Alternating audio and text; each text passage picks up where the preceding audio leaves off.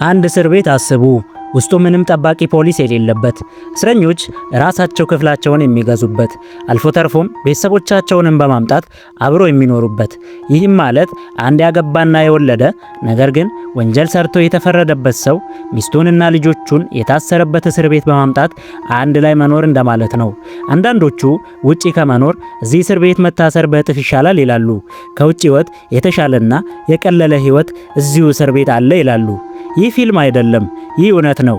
ይህ ቦሊቪያ በምትባል በደቡብ አሜሪካ ውስጥ ባለች ሀገር ነው። ሳን ፔድሮ እስር ቤት።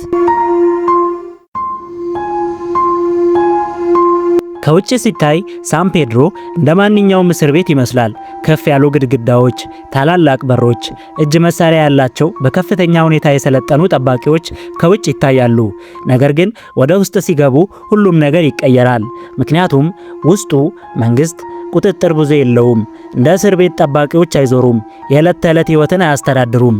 እስረኞች ራሳቸው ሁሉንም ያስተዳድራሉ። ማስተዳደር ሲባል እዚህ የራሳቸው የሆነ የሚመሩበት ሕግ አላቸው።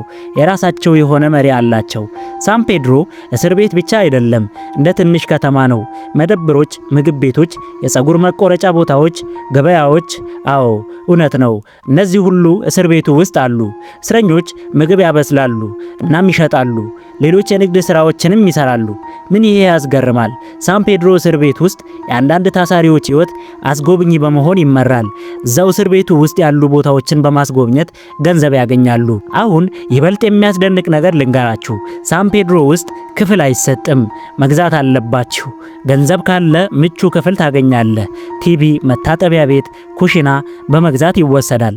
ነገር ግን ደሃ ከሆንክ በጭንቀት ቦታ ትኖራለህ። እነዚህን ከላይ ያየናቸውን በሙሉ ታጣለህ። በእስር ቤት ውስጥም እንደ ውጭ ገንዘብ ሕይወትን ይወስናል። በሌላ በኩል ደግሞ ቤተሰብ ከእስረኞች ጋር ይኖራል። ይህ በጣም ያስደንቃል።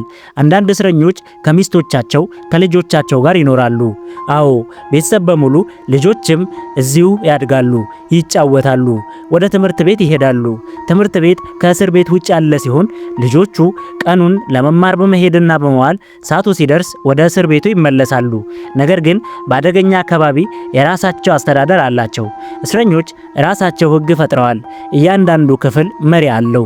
ሕግ ይጠብቃሉ፣ ግጭት ይፈታሉ። ነገር ግን ይህ ሁሉ ቀላል አይደለም። ውስጡ ግጭት፣ ወንጀል፣ የአደንዛዥ ዕፅ ንግድ አለ።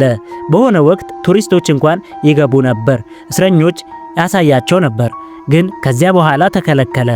ስለ ሳን ፔድሮ እስር ቤት አዳዲስና ያልተለመዱ ነገሮች ስትሰሙ ይህ ሁሉ ለምን ይሆናል ስትሉ ደግሞ ምክንያቱ የሀገሪቱ እስር ቤት ችግር ነው።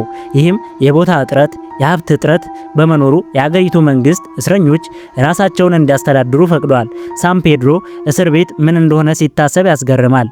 ቅጣት፣ ማስተካከያ ወይስ ቀላል ሆኖ መኖር? ምክንያቱም ውስጡ ህይወት አይቆምም። የሳን ፔድሮ እስር ቤት አስደናቂ እውነታ ይህንን ይመስላል። ይህንን የመረጃ ጥቆማ ቻናል ሰብስክራይብ በማድረግ ቤተሰብ እንድትሆኑ እየጋበዝኩኝ ቀጣይ በሌላ መረጃ እስከምንገናኝ ድረስ ቸርን ሰንብት።